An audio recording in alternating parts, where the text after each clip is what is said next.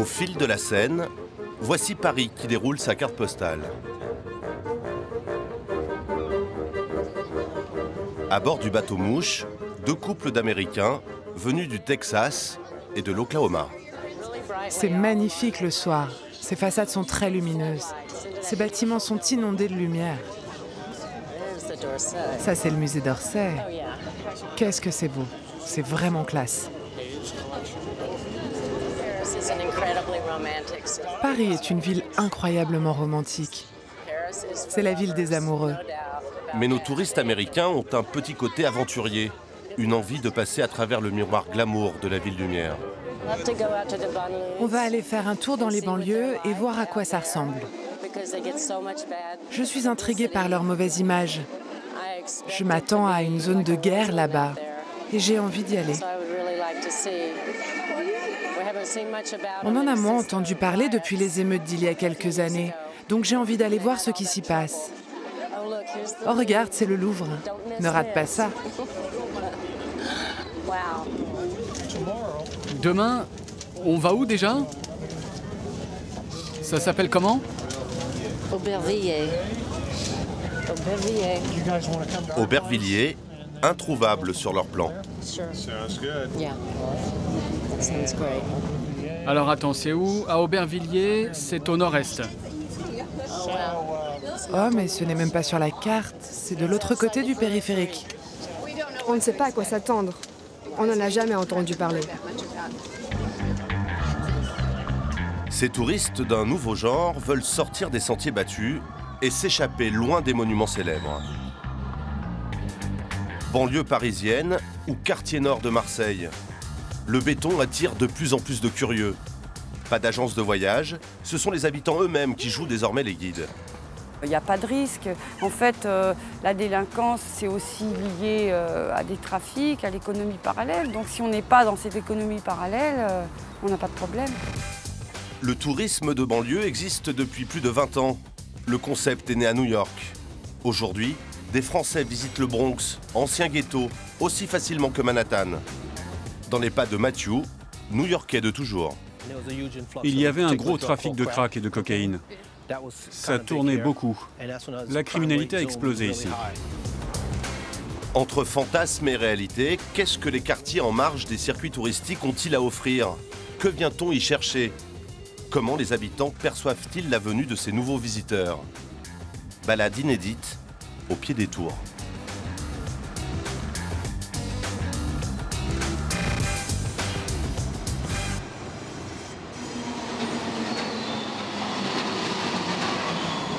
Ligne 7, Villejuif-la Courneuve. Pour nos touristes américains, l'aventure commence dans le métro. Bon, il nous reste encore 2 stations et on est arrivé. Steve, ancien agent spécial du FBI, est chargé d'amener le petit groupe à bon port. Vous êtes inquiet? Non, pas vraiment. Je devrais? À une dizaine de stations du centre de Paris, terminus, tout le monde descend. Voici Aubervilliers, Seine-Saint-Denis. Une arrivée en terre inconnue. À première vue, pas si dépaysante que ça. Ah, mais il y a des magasins, des cafés. J'en étais sûre qu'il y en avait. Alors il faut aller à l'autre sortie. Les deux couples ont rendez-vous au coin de la rue avec une habitante du quartier qu'ils ont contactée sur un site internet. Vous êtes Steve? Je suis Steve. Ravi de vous rencontrer. Moi aussi. Est-ce que vous êtes prête pour ça? Oui, et vous? Un logement à Paris, trop cher pour Ingrid. C'est à Aubervilliers que cette hôtesse de l'air de 34 ans s'est acheté un appartement. Une commune qu'elle a appris à aimer et qu'elle fait découvrir aux touristes, bénévolement. Bienvenue à Aubervilliers. L'intérêt touristique ne saute pas forcément aux yeux, mais il y a beaucoup de choses à voir à Aubervilliers. Et justement, mon rôle, c'est de les faire, de les mettre en lumière. Donc voilà, je suis ravie d'avoir des touristes. J'en ai pas souvent, mais voilà, donc c'est encore plus appréciable. Et vraiment, je suis très touchée que des personnes fassent le déplacement et viennent à Aubervilliers. Bon, alors ce que vous devez savoir sur Aubervilliers, c'est une ville de banlieue au nord-est de Paris. Et ici, les habitants parlent plein de langues différentes. Aubervilliers, 80 000 habitants, près de 70 nationalités. Une commune populaire, parfois citée comme l'une des plus dangereuses de France. Réalité ou cliché, Ingrid ne veut pas trancher. Ce qu'elle propose à ses visiteurs, c'est d'approcher le quotidien des habitants. Voilà, je m'attendais vraiment à ça en venant dans les banlieues. Des grandes bars comme ça, elles ressemblent à des prisons, d'énormes immeubles gris, avec tellement de gens vivant dans la pauvreté. Des a priori qu'Ingrid entend bien démonter. Ici, c'est un endroit où tout le monde se rencontre. Les enfants jouent au foot ou au basket. Et de l'autre côté, on joue à la pétanque. Comment ça s'appelle? Pétanque. Vous voulez essayer? Vous voulez que je leur demande? Bonjour messieurs, je suis avec 4 Américains, ils sont très intrigués par votre jeu. Ah bon? Oui, alors est-ce que vous pouvez nous expliquer? Est-ce que ça c'est la pétanque, on appelle ça en français la pétanque. Il faut s'approcher le plus près du cochonnet. Vous voyez Pointer ou tirer, un choix tactique délicat pour Steve, l'ancien agent du FBI.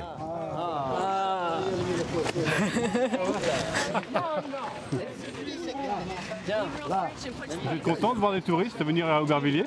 Bien sûr, pourquoi pas. Ah non, nous on est contents de voir des Américains, des Allemands, des Anglais, de toute la race. On est très contents. Il y a toujours eu une frontière entre Paris et ses banlieues. Oui, c'est toujours le cas. Malheureusement, la première question c'est « ce n'est pas trop dangereux ?» Les choses ont du mal à changer malheureusement. La promenade continue. Ingrid traverse maintenant le quartier Vallès-la-Frette. Est-ce que, salut, tu peux nous emmener chez Fauzia, s'il te plaît? C'est juste là, voilà, allez. Un point sensible, l'une des plaques tournantes de la drogue à Aubervilliers selon la police locale. Mais ce jour-là, très accueillant. Vous trouvez ça bien qu'il y ait des touristes un peu qui viennent? Ah, moi j'aime bien, moi. Et revenez me voir, hein. Mon bureau il est ouvert à tout le monde. Hein. Moi je fais visiter la ville à tout le monde. Il n'y a pas de souci. Ok? Qu'est-ce qu'il y a à voir ici? Il y a tout à voir. Tout. Il y a tout à découvrir. Faut pas écouter ce qu'on dit de la banlieue. Qu'est-ce qu'on dit? Les gens ils sont gentils en fait. Qu'est-ce qu'on dit? On dit la banlieue c'est dangereux, faut pas venir. Mais non, nous on va pas partir de la banlieue. Vous avez vu? Donc à la prochaine. Et ils sont américains, ça vous semble normal qu'ils viennent? Normal, nous aussi on est américains, on écoute du Henry, vous voyez, nous aussi on est américains, vous voyez, tout le monde est le bienvenu ici, vous voyez. Il n'y a pas de s'il est ci, il n'y a pas de ça, on est tous pareils, vous voyez. C'est pas comme un zoo qu'on vient de voir? Non, jamais. Vous êtes les bienvenus, ok? Merci. Welcome to Pont-Blanc. Sur ce, bonne journée et bon travail. Merci. Au revoir. Je vais les Les touristes gardent leur distance, mais pas besoin de parler la même langue pour comprendre le numéro des jeunes du quartier en présence de la caméra. Au programme, une halte chez Fauzia. Bonjour, David. Madame, bonjour. Oui. Vous vous installez où là? Fauzia, c'est une figure d'Aubervilliers. Elle tient un salon de thé au cœur de la cité. Parlez-nous de votre amie. Ici, c'est un salon de thé typique. Elle fait de très bonnes pâtisseries orientales. Vous avez déjà goûté? Vous avez aussi le fameux thé à la menthe. Et ils sont de quelle nationalité? Je crois qu'elle est de Tunisie. On va lui demander.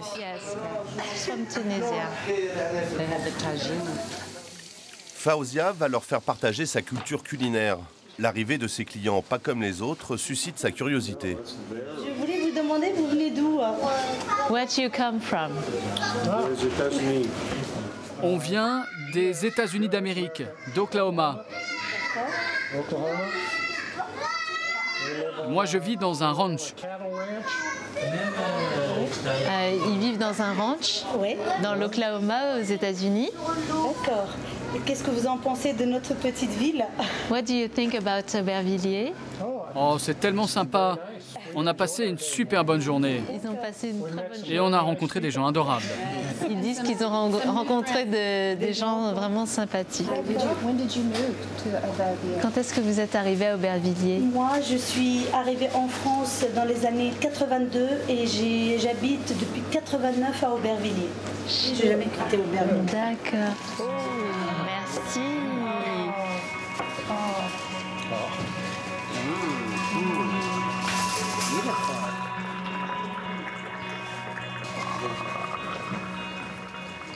C'est un voyage autour du monde aujourd'hui. Oui, c'est ça, exactement. Il y en a marre des clichés ici. Exactement. Et Aubervilliers n'est pas qu'une ville de racailles, mais c'est une ville où il y a des gens très bien. Il est temps pour Ingrid de laisser les Américains repartir de l'autre côté du périph'. Fin d'une balade de 3 heures, bon enfant, sans aucun accroc. Bon, c'est la fin de la promenade. J'espère que vous avez aimé. Ah oui, on a adoré. Je vais publier un message sur Facebook pour annoncer à mes amis qu'on a survécu à Aubervilliers. Merci à vous. Thank you very much. Ingrid est-elle une pionnière de ce genre de tourisme? D'autres avant elle y ont pensé il y a bien longtemps. New York, c'est dans la cité des gratte-ciel qu'est né le tourisme des quartiers populaires il y a 20 ans. Aujourd'hui, des centaines d'habitants proposent gratuitement leur propre circuit touristique dans toute la ville, y compris dans les anciens ghettos. On les appelle les greeters, en français les accueillants. Un site internet sert de point de ralliement. Près de 10 000 personnes font appel à eux chaque année pour bénéficier d'un regard plus intimiste sur New York. Matthew est l'un de ces greeters. Pour lui, c'est presque une vocation. Aujourd'hui, ce New-Yorkais de 50 ans va retrouver un couple de Français dont il ne sait presque rien. Je ne les connais pas. Le fonctionnement est simple. Une fois par semaine, je reçois un email avec une liste de personnes et d'où elles viennent. Elles ont le choix entre 3 destinations. Quelques-unes choisissent d'aller dans le Bronx.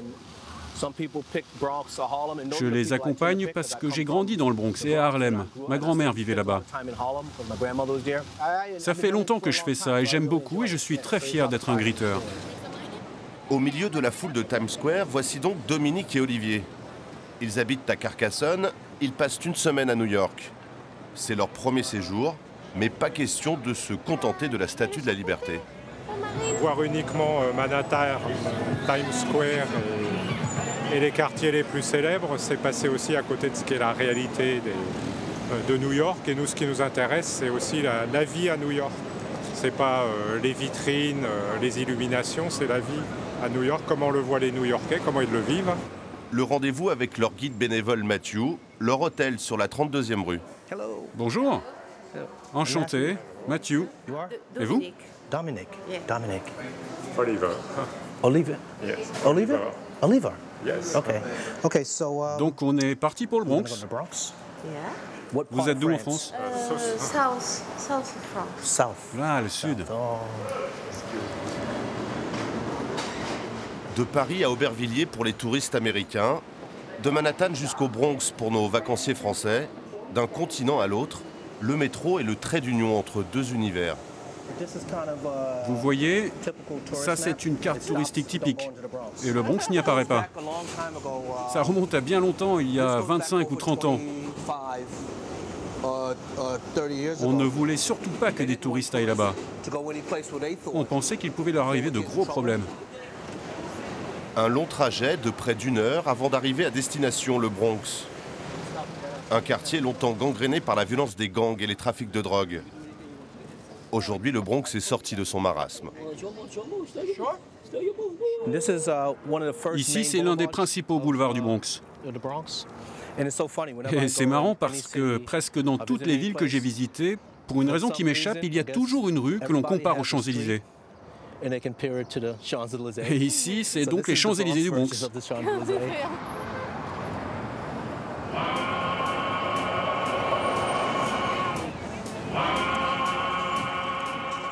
Le Bronx, plus d'1 million d'habitants. Ce quartier reste l'un des plus pauvres de New York.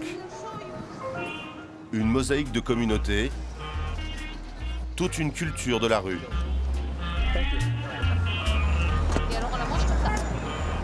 On n'a pas du tout l'impression d'être à New York. En fait, on est dans une ville, une petite ville de province, voilà, avec un autre mode de vie. Les gens sont plus calmes. Il y a des petits marchés, on retrouve une vie plus proche de celle que l'on connaît en France. Dominique et Olivier, conquis par cette plongée dans un New York rendu accessible grâce à Matthew. Un quartier que le Gritter a vu changer de peau au fil des ans.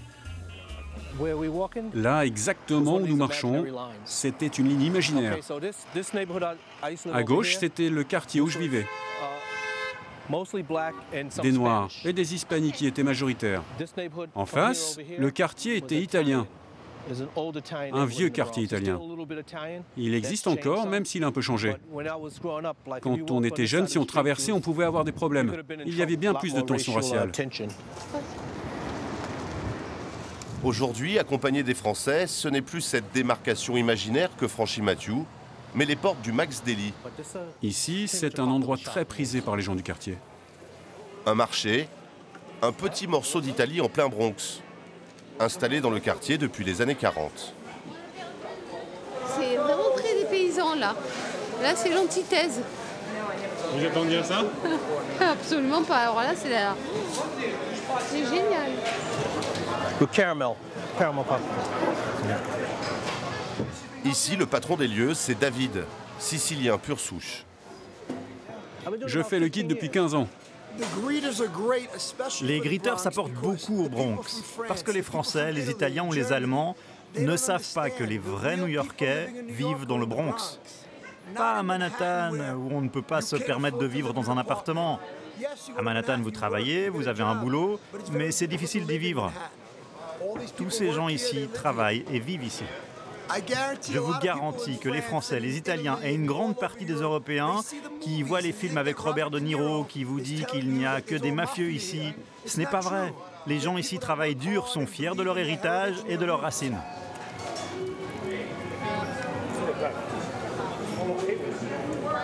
Ça, c'est la magie de ces endroits-là. Ils nous réservent toujours des surprises et des bonnes surprises en général. Good. Matthew et les autres greeters américains ont fait des émules.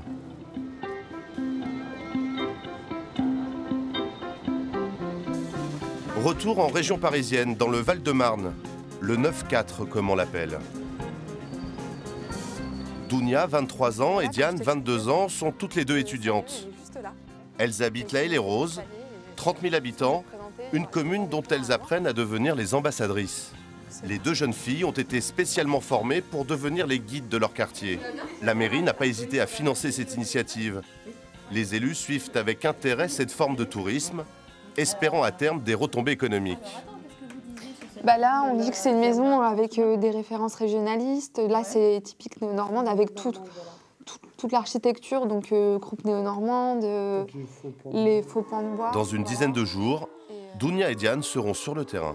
Écoutez, on va démarrer la visite. C'est parti. Ici, pas de bénévolat. Pour leur visite, Dounia et Diane toucheront chacune 100 €. Aujourd'hui, elles accueillent une quinzaine de personnes.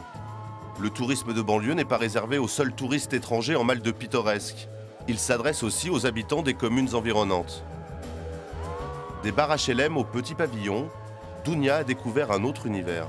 Et c'est un environnement qui n'a rien à voir avec le vôtre. Là, c'est des maisons individuelles. Est-ce que ça a été difficile ou pas d'apprendre à décrire Non, à décrire non, mais c'était intéressant de le découvrir parce que nous ici, avant on avait l'image donc de ces personnes, des personnes aisées, voilà, qui avaient les moyens d'avoir leur propre maison individuelle. Mais finalement, on voit que c'était des ouvriers à la base qui ont vraiment travaillé dans des conditions difficiles, qui se sont battus et qui finalement ont eu ce petit bout de maison. Et à la suite, donc, qui ont pu l'agrandir et la personnaliser à leur aise. Voilà. Ça a changé votre regard, en fait. Ça a changé le regard qu'on a donc, de cet ensemble, les castors. Et des gens. Et des gens aussi qui y habitent, exactement. Pour Dounia, ces visites sont aussi une façon de s'approprier son territoire et d'avoir envie d'y rester. On a un mélange aussi avec un mélange interculturel, intergénérationnel, plein de mélanges qu'on peut trouver aussi que dans ces quartiers. Voilà. Et les gens se mélangent, enfin, je veux dire que vous dites qu'il y avait des différentes origines. Vous mélangez. On se mélange tous les uns avec les autres, on apprend à côtoyer, connaître différentes cultures, voilà. On organise aussi des barbecues, plein de choses et c'est l'occasion aussi de se retrouver tous ensemble et partager des bons moments. Chaque lieu son visage. Voilà, exactement. La cité, ce sont des gens qui se connaissent. Presque un village. Ce jour-là, le quartier est en fête. Les stands et les activités destinées aux enfants rappellent des souvenirs à Dounia. Pour moi et Diane, le service jeunesse, ça nous rappelle plein de choses aussi, parce que c'est avec eux qu'on a pu faire des voyages, faire plein d'activités, notamment cet animateur que j'ai connu durant mon enfance. Salut, ça va? Très sympathique, qui nous accompagne au cours de notre vie aussi. Donc quand on est petit et puis quand on est un peu plus grand. Voilà. Au-delà de la balade, ce sont ces tranches de vie qui séduisent les touristes. Ce qui est le plus intéressant, c'est quand elles racontent justement un peu leur enfance, quoi, ce qu'elles faisaient, les endroits où elles allaient, dans le quartier. Si certains habitants dévoilent leur cité, d'autres vont encore plus loin, ouvrant la porte de leur appartement aux touristes de passage. Marseille, fraîchement promue capitale européenne de la culture. Partie intégrante de son patrimoine, voici ses quartiers nord. Habitués à faire plus souvent la une des faits divers que la couverture des magazines de voyage.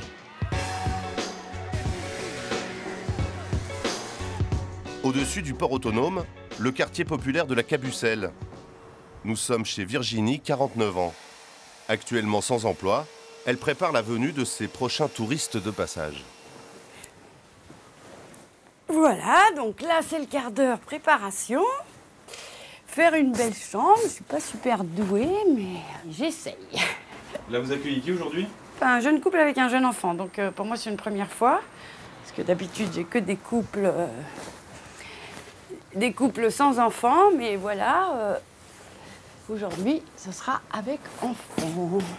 Une affaire conclue sur Internet, un site spécialisé qui organise balades et séjours.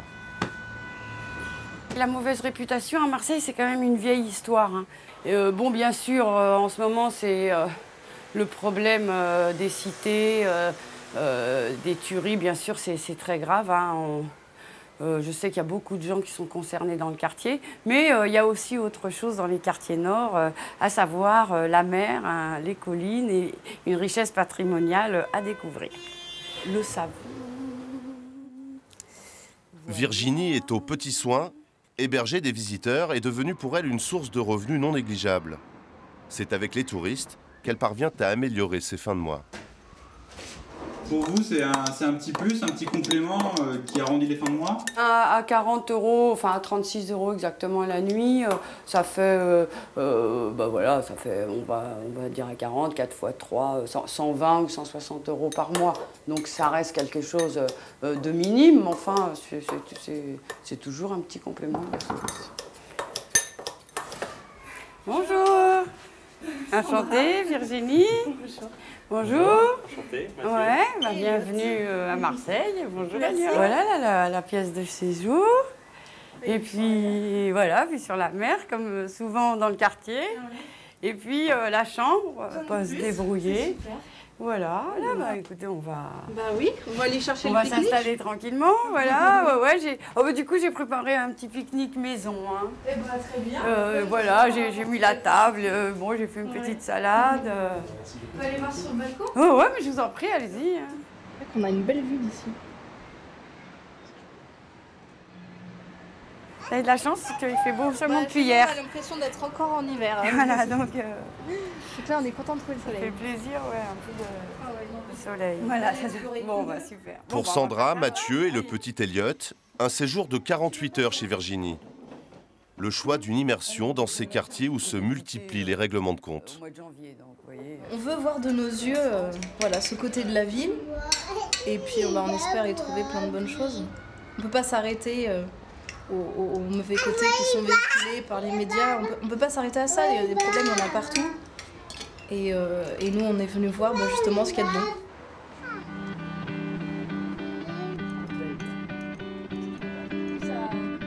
Fraîchement convertie au tourisme des cités, voici la nouvelle vie de Virginie.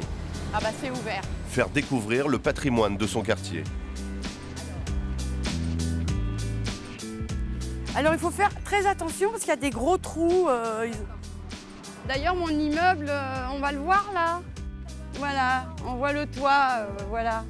Bon aujourd'hui, qu'est-ce que ça va devenir? Certainement une résidence vue sur mer. Hein, c'est voilà.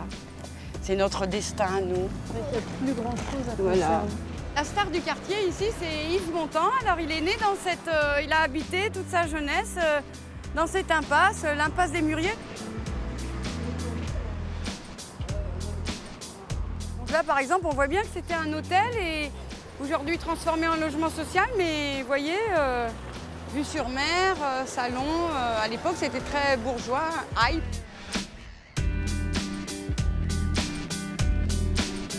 Dernier endroit de la promenade, un coin de verdure. Ultime secret dévoilé par Virginie. On nous a introduit en fait à l'intérieur de ce quartier, c'est notre porte d'entrée.